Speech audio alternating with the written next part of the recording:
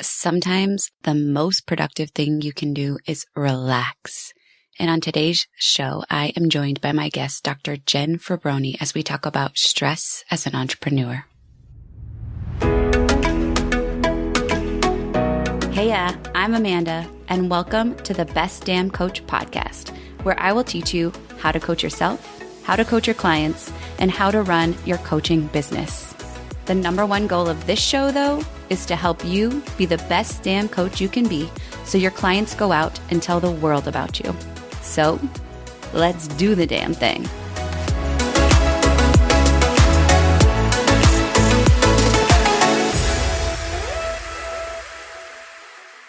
Welcome, ladies, to the show. I'm so excited to have Dr. Jen Fraboni on today. I know her as Doc Jen Fit. I've been following her work for a long time on Instagram.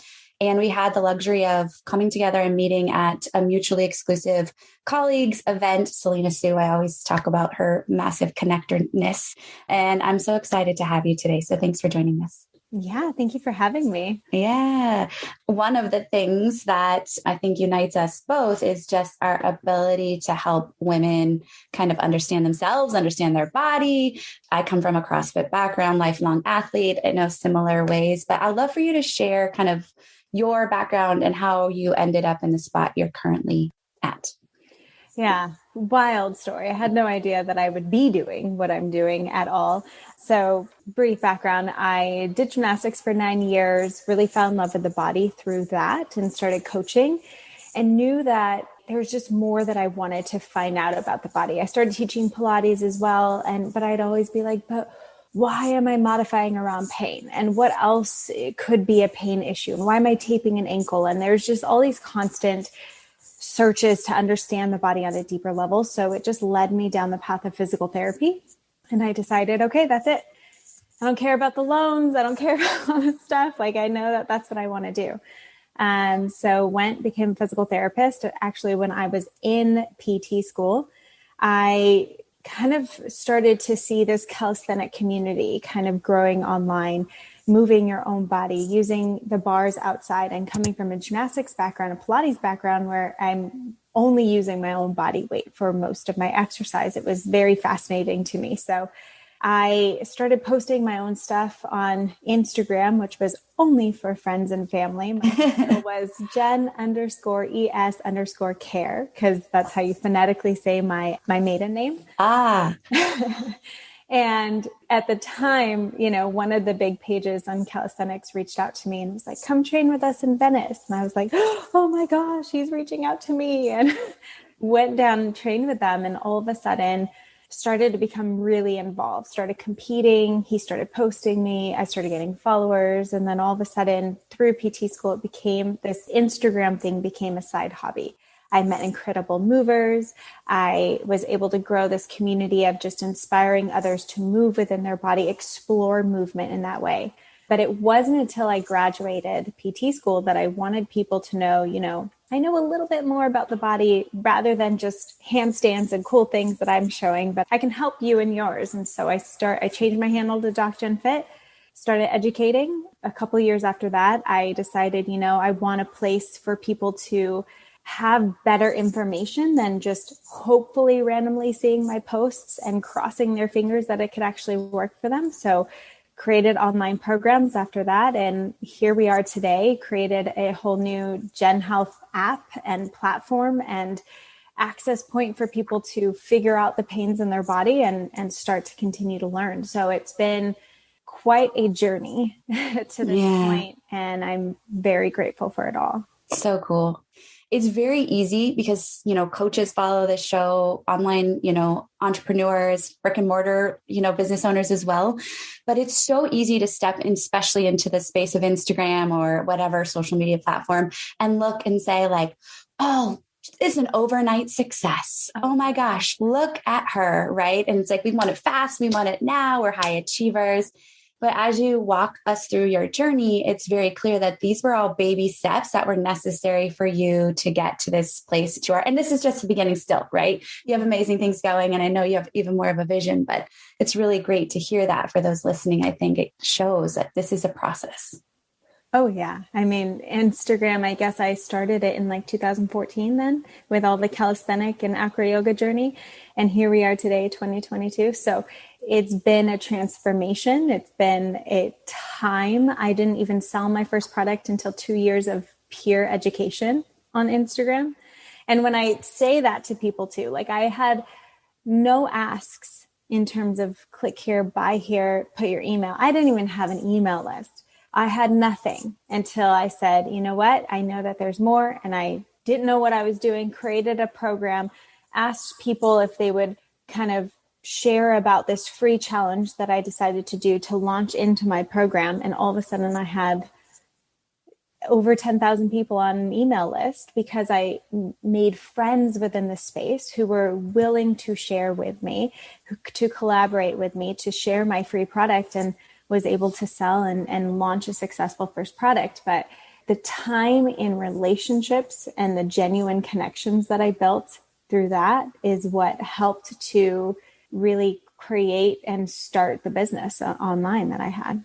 Yeah, let's stay on that vein too, because I think that this is, especially because it's become, I mean, I started years after you, and watching it even grow in the short amount of time I've been growing as well, is I think we forget the nurturing of our people, the connection, the value. And I see, since I'm coaching coaches that are, focused on business growth, it's like, well, I made the post. Why didn't the people come? I'm like, yeah, you're missing the point. This is about nurturing. Like from the time somebody discovers your work, think about how much trust and rapport you have to establish with someone. You literally did that for years with no call to action.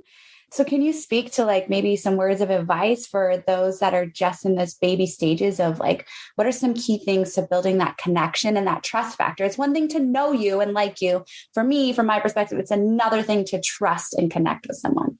100%. And someone has to actually trust that you're going to show up for them.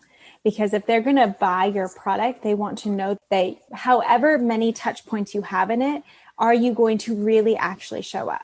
And if they only see a post here and there, they don't really see you on stories, they don't really see who you are, how do they know that they can trust you and trust to actually buy your product?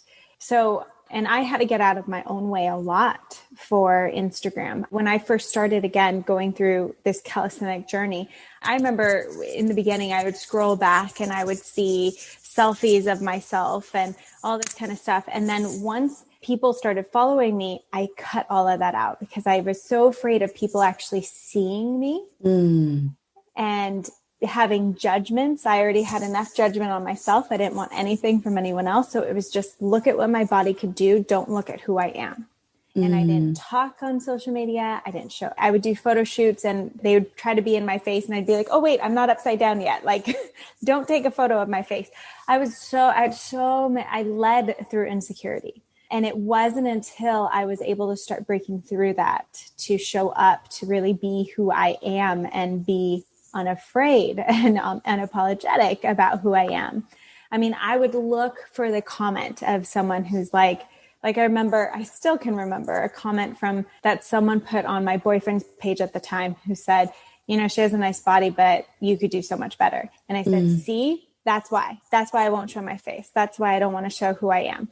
And it was that confirmation that I needed at that time to just confirm all my insecurities this is why I only show what my body can do and not who I am. And it took like going into emotional intelligence programs, really working on myself outside of business and social media and friends and seeing who I am on the inside to really then be able to show up to other people outside. And that I, say to the success of my first launch and launches after that is really being able to be fully expressive in who I was, but that took time to really build into. I love that you mentioned that. I think I always say the journey of entrepreneurship was the greatest journey of personal development I never knew I needed. Yeah. Because it bubbles up all of your insecurities, no matter who you are, no matter how many people are watching. And you literally put yourself on a platform for the entire world to watch you fail. Yep. To be judged, to fail, to succeed, because truthfully, they're going to judge you if you knock it out of the park or if you fall flat on your face. Either way. Yeah. And you just have to be comfortable with knowing like you're the ultimate answer to that. You're the ultimate judge of all things. Yeah. So thank you for sharing that. And I had, coming out as a new grad and then saying, okay, I'm going to switch my handle to Doc Jen.Fit and I'm going to start educating on the body. I had physical therapists and chiropractors who've been doing this work much longer than a new grad. So coming out, I had a lot of insecurities and imposter syndrome in that as well. Who am I to speak on this when I'm barely in the field yet? Who am I? Grant you, 7 to 9 years of physical therapy school didn't feel like enough yet to be able to even put my information out there because I was so afraid of what colleagues would think. And it still has taken time, and still I sometimes go back and forth with colleagues, but I have to continue to remind myself, who am I doing this for? I'm not doing this for colleagues. You could walk into the same physical therapy office, get 2 different physical therapists, and you're going to get different exercises because we're going to see different things. And so realizing that we all have our different perspective, we all have our different things that we see and we teach, and that's okay. And people aren't always going to agree with me, but I'm not doing this for my colleagues. I'm doing this for the general population. And if they are telling me that they're getting helped and they're seeing something and they're feeling something different, then that's what I'm going to continue to lean into. And that's continued along my process. There's some, colleagues that are so supportive and so incredible and so amazing. And then there's some that are not. It's a continual process of remembering, who am I doing this for, and not speaking into who I'm not. Yeah. Well said. Well said. And I think that, would you agree, even as a coach, right? PT, I mean, if I see said client today and they come to me tomorrow, I might even, coach the session differently depending on the errors in the thinking that I hear, how, neutral I've coached myself, because so much of success, I think, in my clients is my own self-coaching before, and really being a neutral environment, my own neutral thoughts. If I'm in my own shit right then before I coach a client, right, the outcome is going to be a little bit different. And so just understanding that about ourselves too is important. Yeah, there's growth along the entire way. I can look back from when I first started posting and be like, ooh, I probably wouldn't say that anymore. Yes. But that's okay. It's okay to grow. It's okay to learn along the journey. Yeah, for sure. So then let's talk a little bit more just about the pain element and chronic pain, because I think that's so much of the work that you share, from my perspective, and what you're passionate really about sharing more is like just reducing stress, making movement, I guess, from my perspective, more fluid, and breaking down some of the myths around that. So maybe we could just start in the myths space around, obviously the audience listening is majority women, would say probably 98%. But what are some myths about healing the body and coaching our own selves to understand the healing process a little bit that might be of value to them? I always say that pain is a part of the journey. It's going to happen. And thinking that we're going to live a pain-free life is kind of thinking like, oh, I'm never going to cry ever in my life. I'm never going to be angry. That's not going to happen. We're going to have pain happen in life. And that's part of the human experience. And that is not bad. That's necessary. It's necessary in order to grow, in order to process, in order to feel. And so pain is a part of that journey. And it's not about dissociating from pain and having this disconnection with it, but it's actually becoming more connected to it so that we know that we don't have to suffer because of the pain. So it really is our choice whether we're staying in it because we are choosing to suffer or we're choosing something different. We're listening to the pain, we're becoming connected to the pain in order to create something different. And that's what I'm trying to coach people into. And pain is only perceived in our brain. Though we feel it physically happen in our skin, we don't know that sensor until it's interpreted up here at our brain. So that could be a physical stimulus. That could be an emotional stimulus. That could be a trauma. That could be a stress stimulus. So anything that then is interpreted from the brain and coming down into our body, we feel something. So say we have in the past, we've gotten in a car accident and we have had whiplash and we had physical injury to our neck. We felt that, we knew that, our brain and our body said, oh my gosh, that felt horrible. We did the physical therapy, we did the work to kind of relieve that pain. We got to a point to maybe we're out of that pain. But now a stressful stimulus happens and we're overloaded in our system. So say our system is resting here. We're not getting enough sleep. We're overwhelmed with work. We have all these other things.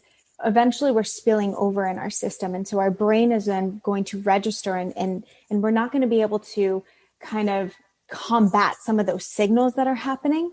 And so signals are going to be spilling over that are going to be registering pain.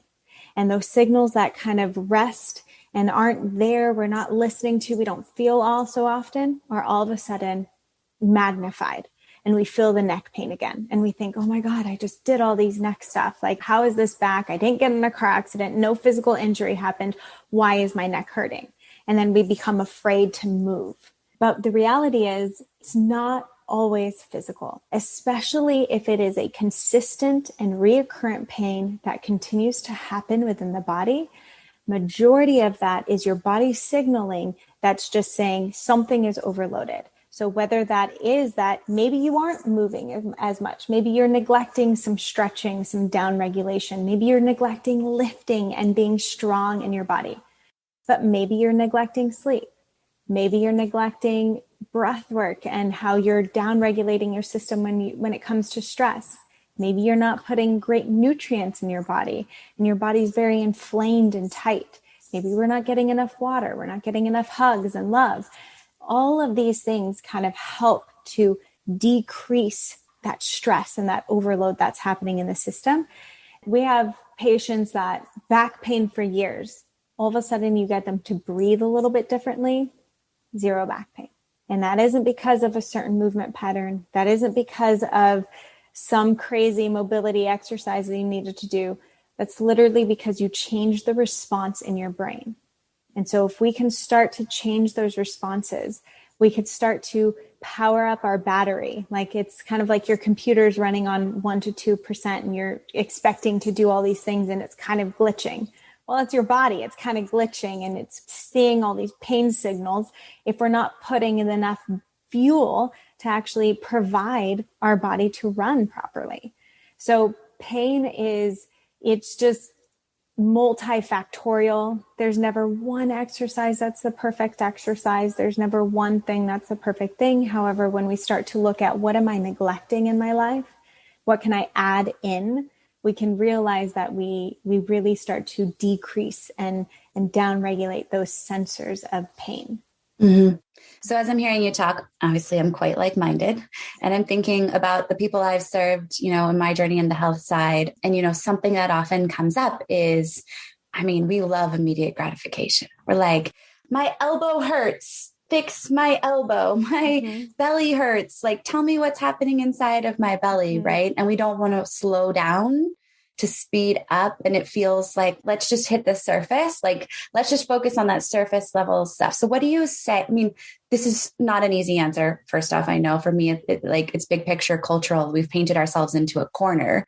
But what's your response to that kind of idea? Because I know you deal with that with your clientele as well. Yeah. So I say, you go to the dentist one time and they say, oh, you look like you have some cavities building up. You really need to start flossing and brushing your teeth. So you go back home and you floss and you brush the heck out of your teeth for a few months. You go back and they're like, no more cavities. Like, you're great. And then you stop. What happens if you stop? You're going to get cavities. You're going to mess up your teeth. Things aren't going to go well. Well, that's the same as your body. If we have some things in the body where maybe you're not so strong in certain areas, you need more mobility, and you start working on that and you do all your home exercises, you're implementing it into your workout plan, into your daily plan, you go back, oh, that looks so much better, your pain has reduced, and then you stop. It's the same thing. Yes, of course, they're going to come back. Movement is a lifetime process. It is not a moment-to-moment thing. And we have numerous studies, I don't think this can ever be argued, that movement literally tells us how long we're going to live.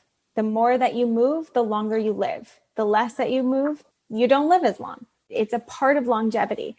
It's also a part of pain. So if we stop moving, we only become more stagnant within our body. Our body, if we're stopping movement as much, we're also then stopping what's happening internally. So think about all our fluids moving and how we're processing things within our body. If we stop moving, then we're not getting this flow, this lymphatic pressure that's coming out, the toxins to clear out. We're not getting those fluids to slide and glide, which is needed between the fascia in order for us to move better. In order for us to have more mobility within our body, we need our fascia to be able to slide and glide. So if everything's a little stagnant, then we get a little bit more inflammation. We get a little bit more pressure. That pressure pushes on our nerves. Guess where our nerves go up to? Our brain. And then it sends signals that I'm in pain, I'm hurting. And usually when people get pain, hurting, we stop moving even more. But that only is going to perpetuate the tightness, the tension, the stagnation that's happening in our body. So we need movement to actually get out of pain. And that, again, we want to pull from all these other areas within our environment as well. Are we sleeping? Are we drinking water? Are we getting the nutrients? However, the more that we stop moving when we feel pain, the worse it's going to get. And we have just so many studies to continue to show this. The more that my knee hurts, I'm going to stop doing exercises to push into my knee mobility or my knee range of motion. I'm going to limit my squats. I'm going to limit my things. Well, then what happens the moment you have to go downstairs? Or you have to bend down and pick something up? Your body isn't prepared to do that movement because we haven't been training it. So it exasperates the pain. We have to lean into movement. We have to lean into the areas that might feel a little scary at first in order to start to open up and feel something different.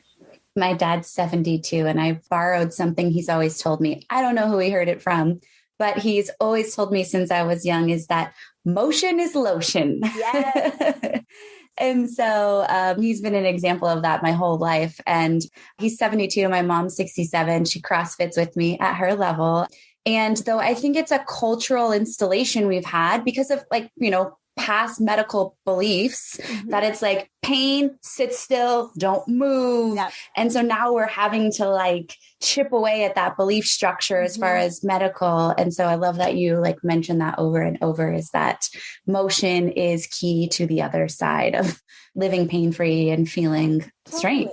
I mean, and just like you said, the way that we see people age on the outside, we start to see wrinkles, we start to see skin falling, we start to see these natural changes that we accumulate with natural. But what we don't compare as natural is the images that we see on the inside of the body. So, I have a disc herniation. I have a torn rotator cuff. I have this. My cartilage is starting to lessen in my knees. All of this is natural occurrences that happen as we age. It's not something to fear. It's really something to start to say, okay, that is normal. Just like my face starts to fall, I start to develop wrinkles. I start to decompress the disc space in my back as well. And rather than becoming afraid of that and saying I'm fragile, what if I said, okay, because I'm lessening my disc space in my back, I need more strength. I need more mobility in order to help that. That is what we should be told. We also have studies now showing that the comparison of people who are completely asymptomatic, meaning they have no symptoms, they have no pains. And as we start to age, the occurrence of disc herniations only increases. And after 40, almost upwards of 80% of people can have disc herniations in their life. And especially after we get to 40, 50 and beyond, it's going to be a normal thing that you start to see. If there's people that don't have any pain, but do have the disc herniation, we can't always equate the image to why you're having pain. And no matter what, we get to move and we get to try something, I think sometimes before reaching to surgery, to say, how resilient is my body and what can I do to help this? Yeah, I love this conversation. Tell me, I'm not sure if the word I want to look for is lifestyle, but I'm sure that you see some lifestyle corrections or some suggestions that you might feel mitigate some of those tendencies as we're aging or mitigate stress response, pain response. Could you maybe throw a few lifestyle things that we could really focus on that will benefit, the listeners in some capacity around pain, mobility, et cetera? Yes. So I have a few. So the first thing I want to say is that the best position is the next position. So we can try to set up our desk as ergonomically as possible. And sure, it can help to provide support. We could try to set up how we sit in our car, how we stand, all these different things. However, any stagnant position that we do for long periods of time is going to be detrimental to our health. So the only thing that we can really do if you're going to be sitting at your desk for long hours or standing for long hours is create movement patterns around that. So even if I'm sitting at my desk, maybe every hour I'll push away from my desk, I'll do some extension through my back, some rotation, putting your body in a different stimulus, in a different place than what you're doing all day long is the most important thing. That is key to really getting you to feel something different. So at least every hour. Unconsciously, I had to change positions once you said that. So I would say at least every hour, if not, like if you could do something every 30 minutes. I mean, even if you're just rolling your shoulders back, we tend to roll our shoulders forward as we start to work and focus, which is normal. So how can I do something that just changes it? And again, it's not being in a static, even if I roll my shoulders back and I try to make this perfect posture. If I'm squeezing my body for long periods of time, I'm only adding tension, which adds tension into those nerves, remember, and makes us feel a lot of things. So we actually want to be in a relaxed position more so if we're going to be in a seated position or standing position, and then get into movements that activate and open. So changing position more often it's huge. That is the number one thing. So finding some kind of mobility practice you could do while you're sitting at work or when you're standing, whatever your job may be, how can you find more use out of your entire body? After that, I would say when it comes to stress and the pain that we feel in our body, we have an instant access to be able to change the response that our brain is feeling based on the type of breath that we take. So our breath, if we think of a regular breath cycle, we have the inhalation phase and the exhalation phase, right? Well, the inhalation phase is more of that excitatory phase. So that is more of what is called your sympathetic nervous system, which is part of the autonomic that just kind of like makes you really alert and it puts you into this fight, flight, freeze phase. So think of someone scaring you and what do you automatically do? Yep. We breathe into our chest and neck. We hold our body and it gets really tight and tense because our brain is saying protect. And especially it wants to protect against your organs and your midline. So in those instances, if you're running through a chronic stress, sure, you might not be that tense. But if you think about it, a lot of times when I say take a deep breath, where people take a deep breath from is their chest and neck. Their shoulders elevate. They breathe in through their mouth and they focus only on this inhalation pattern. That is only keeping you more in that stressful state. So when we say take a deep breath, what we should be focusing on is the exhalation. That exhale is more of that parasympathetic rest, relax, digest. Think of going to get a massage. You lay on the table. What do? Oh, I can finally exhale. Right? That is that phase that we want to start getting into because when we get more into that parasympathetic rest, relax, digest, we decrease that tension from the body.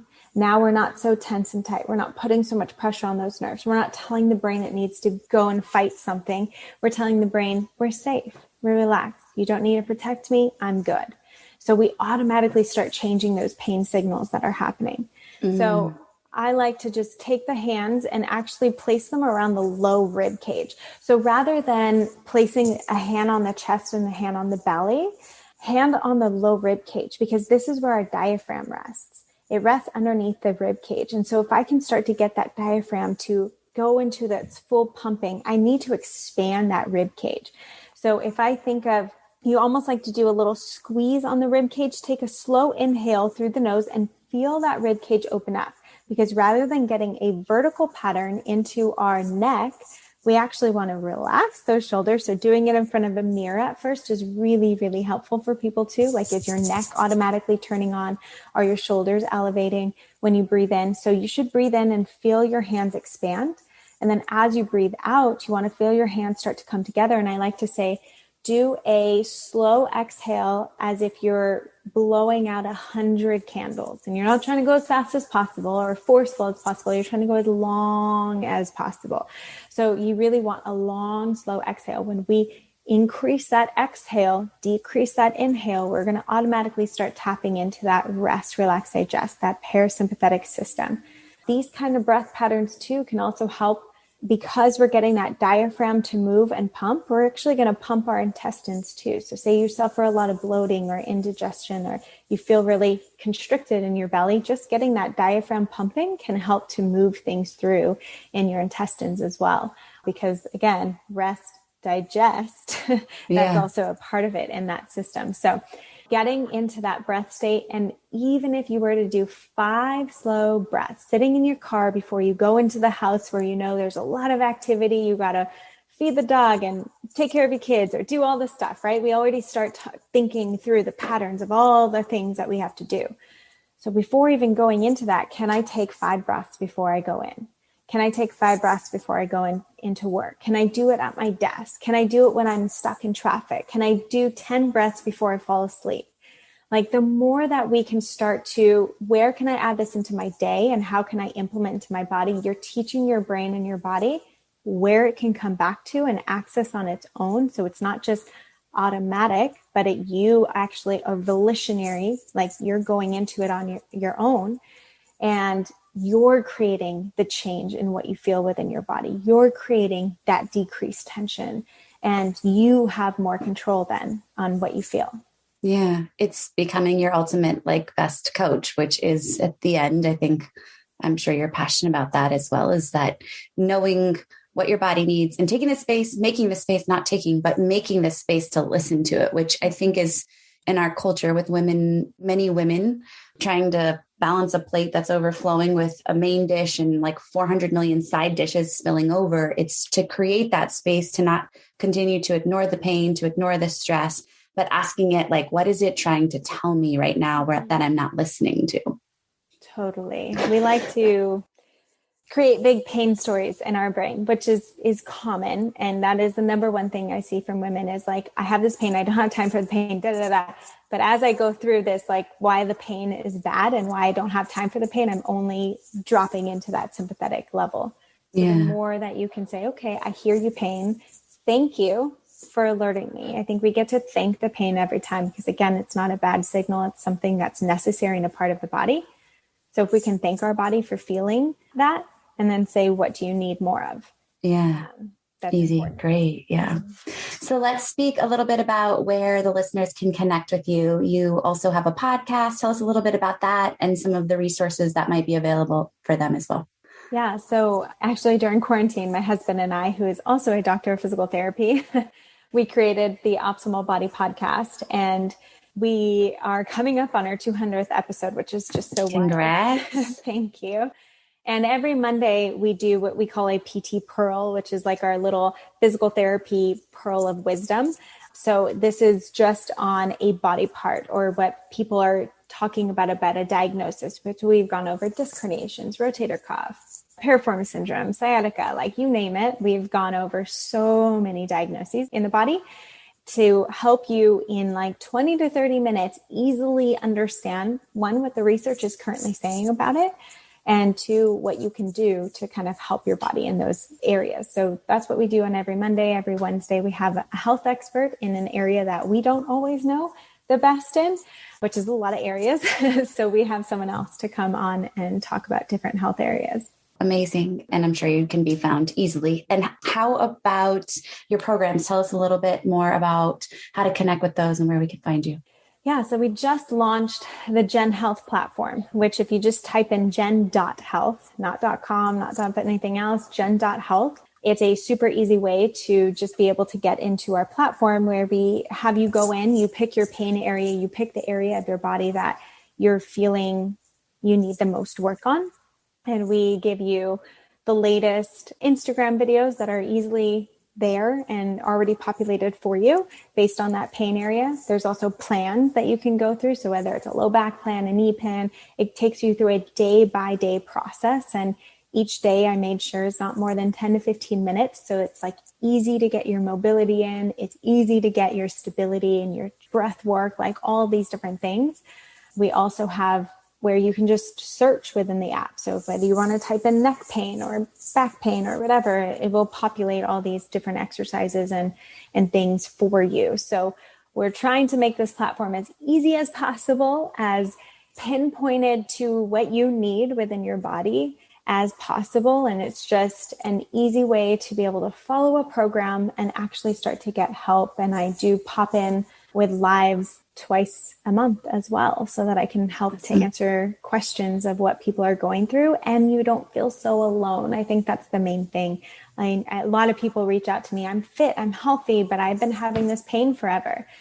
You're not alone. There's a lot of people in our communities who are, reaching 40s and 50s and feeling the exact same way. So being able to hear that from other people, I think is so important.